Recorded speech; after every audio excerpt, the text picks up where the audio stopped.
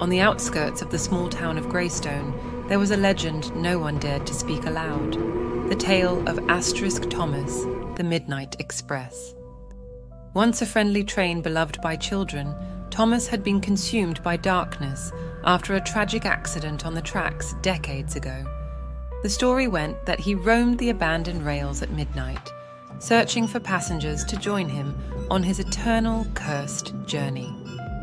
One stormy evening, 3 friends, Emily, Jack, and Sam, decided to test the legend.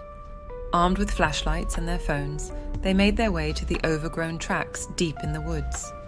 Thunder growled in the distance as they found an old, rusted sign that read, "Midnight Express Station."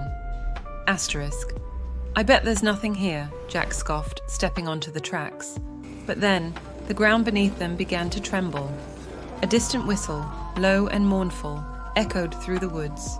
The air turned icy, and out of the fog emerged Thomas. But this was no ordinary train. Thomas's once cheerful blue paint was now peeling and rusted, his face twisted into a grotesque grin. Glowing red eyes pierced through the darkness, and sharp, jagged teeth filled his horrifying mouth. Black smoke billowed from his funnel, and shadowy tendrils snaked from his wheels, clawing at the ground like living creatures. "Run!" Emily screamed, but it was too late. The train's whistle shrieked like a banshee, freezing them in place. Thomas roared forward, his laughter echoing unnaturally. "All aboard!" he bellowed in a deep, demonic voice. His tendrils lashed out, pulling Jack toward the tracks. Emily and Sam grabbed him, barely escaping Thomas's grasp as they stumbled into the woods. The forest seemed to twist and change as they ran, the trees bending toward them, branches clawing like fingers. Thomas followed, his wheels grinding against the ground with a sound like nails on a chalkboard. He didn't need tracks. He moved as if floating, his glowing eyes never losing sight of them. Desperate, the friends reached an old maintenance shed.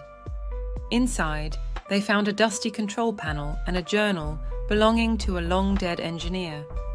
The entries described how Thomas had been cursed after a terrible collision caused by neglect. "To stop him," the final entry read, "pull the emergency brake lever, hidden on his back." Summoning their courage, the trio devised a plan. Emily would distract Thomas, while Jack and Sam climbed onto his back. Thomas burst through the trees, his terrible grin widening. "You can't escape me," he roared. Emily waved her flashlight, shouting, "Come and get me, you rusted bucket of bolts!" As Thomas lunged, Jack and Sam leapt onto his metal body. The train shuddered, his tendrils thrashing wildly. They clung desperately, searching for the lever amidst the smoke and grime. "There!" Sam shouted, spotting the lever hidden under layers of rust.